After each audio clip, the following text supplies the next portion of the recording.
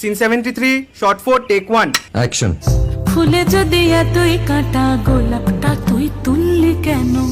প্রেমে যদি এতই ব্যথা সেই প্রেমে তুই ভুললি কেন? কি গো ডাইরেক্টর সাহেব, আমি তো 60 বলে দিয়েছি, কাট তো আর বলতে পারি না, এবার তুমি কাটটা বলো। Got it.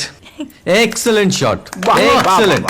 অদ্ভুত। ম্যাডাম আপনার সাথে একজন দেখা করতে এসেছে। নমস্কার। নমস্কার। বসুন।